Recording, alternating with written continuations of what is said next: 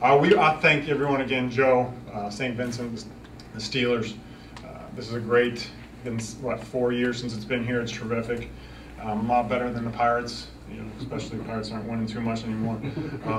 This is just a great atmosphere. I also want to, on a personal note, congratulate our SID.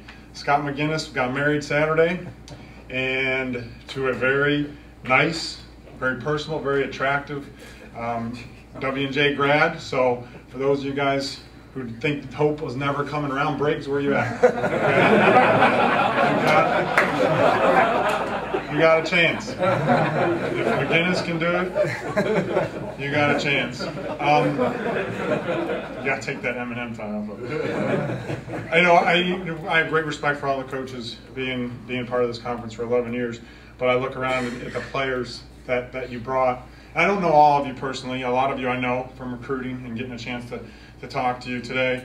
Andrew DiDonato, great high school career. He's been a great quarterback. Got a chance to know his dad. It seems like he comes from a great family. Brad, geez, I was hoping you weren't going to take that 5th year. I was going to give you a job on our coaching staff, and I just totally forgot about it. But I still have one if you want. What a great football player you have. The young man from Teal. Every year you go through and you're like, how was that kid not voted first team all conference? And when you weren't voted first team all conference, boy, that raised some eyebrows to me. What a great football player you are. I know Scott pretty well. Scott played at W&J his freshman year, and Coach is right. What a great kid, personable. Just nothing but great things to say about him. I'm really happy that things are going well for you. You're having a great career, and just don't return any more kickoffs or touchdowns against W&J like you did last year, please. But you've had a great career there. I brought Craig Brisong with me from Ambridge.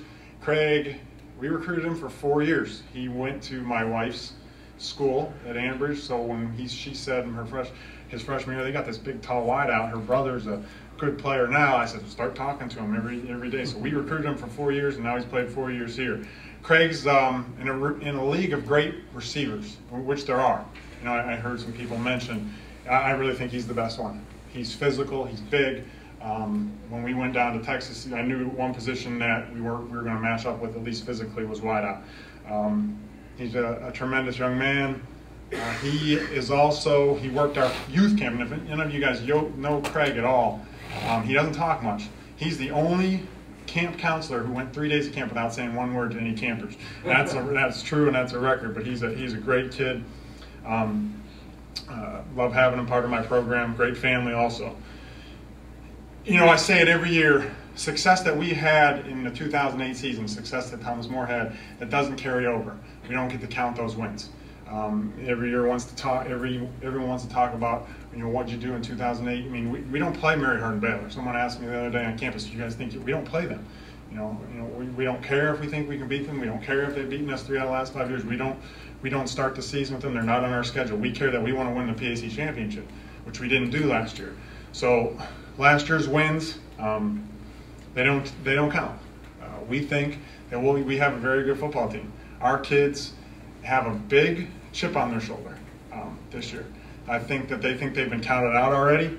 We heard the talk during recruiting how we weren't going to be very good, how we were going to come back to the rest of the conference, and the conference is great.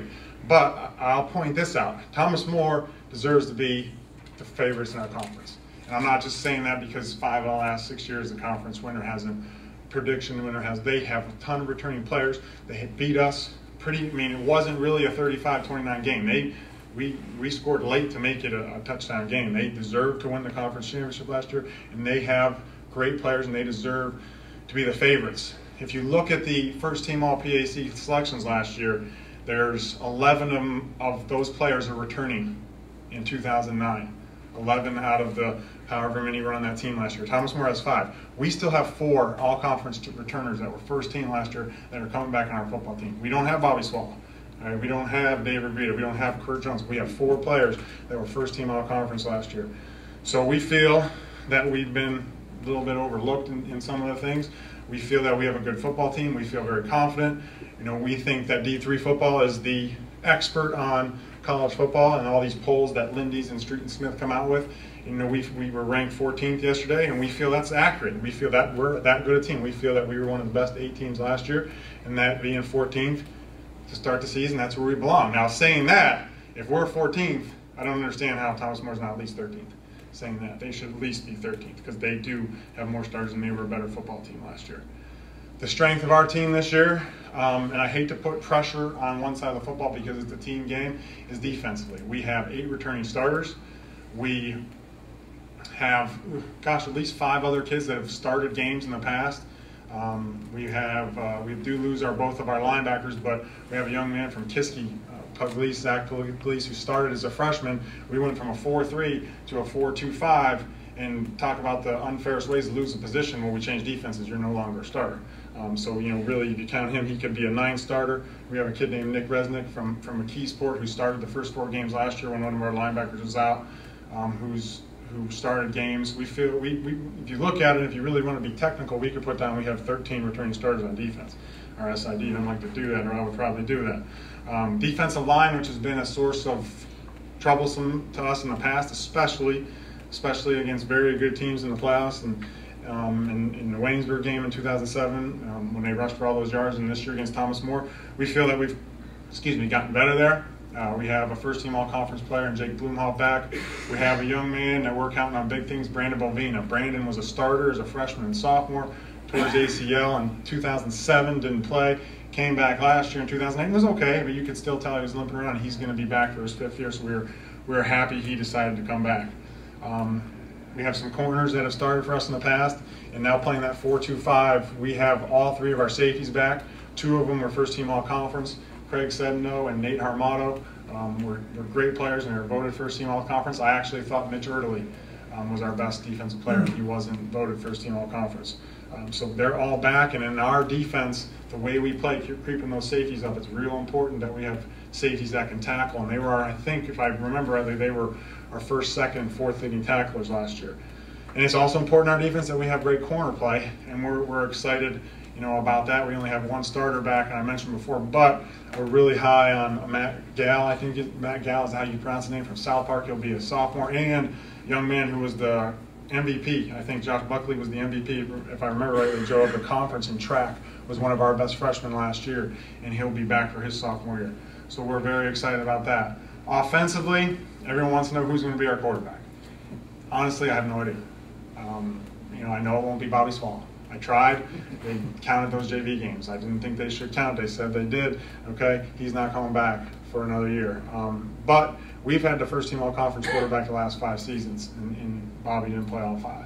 So we feel very comfortable there. We have a kid named Steven Shoemaker who was our backup last year, who did a good job running the football. I think he was 13 of 18.